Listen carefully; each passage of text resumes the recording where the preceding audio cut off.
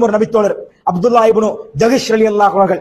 இந்த அப்துல்லா இப்னு ஜஹஷ் ரலியல்லாஹு அவர்கள் அல்லாஹ்வுடைய தூதர் ஸல்லல்லாஹு அலைஹி வஸல்லம் அவர்களுக்கு பின்னால் அல்லாஹ்வுடைய தூதர் ஸல்லல்லாஹு அலைஹி வஸல்லம் அவருடைய காலத்தில் நடைபெற்ற அதே உஹது போரிலே அவர்களும் தங்களுடைய உயிரை துச்சமாக மதித்து முன்னோக்கி செல்கிறார்கள்.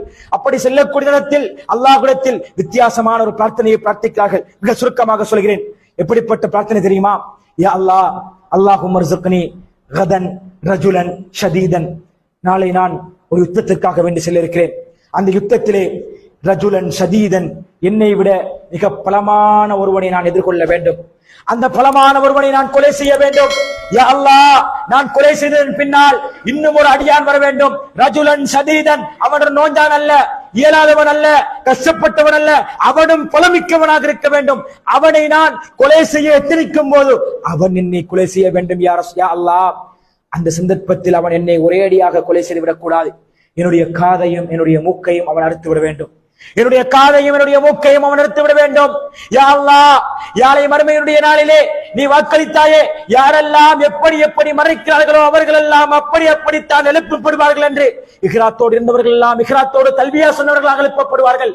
யுத்தங்களிலே கொலை செய்யப்பட்டு மறைத்தவர்கள் இரத்தம் தோய்ந்தவர்களாக எழுப்பப்படுவார்கள் என்று நாளை மறுமையில் இந்த அப்துல்லாவாகிய நான் உனக்கு முன்னால் வர வேண்டும். யா அல்லாஹ், அந்த சந்தர்ப்பத்தில் நீ கேட்பாய், யா அப்துல்லா, அப்துல்லாவே, அப்துல்லாவே, உன்னுடைய காதும் உன்னுடைய மூக்கும் எங்கே என்று கேட்பாய். அந்த சந்தர்ப்பத்தில் நான் சொல்ல வேண்டும், யா அல்லாஹ், உனக்காகவும் உன்னுடைய தூதருக்காகவும் என்னுடைய மூக்கையும் காதையும் நான் சதக்காவாக கொடுத்து விட்டேன் என்று சொல்ல வேண்டும். யா அல்லாஹ், எப்படிப்பட்ட பிரார்த்தனை என்று பாருங்கள். சஅத் இப்னு முஆத் ரலியல்லாஹு அன்ஹு பிரார்த்தனை கேட்டிருப்பார்கள்.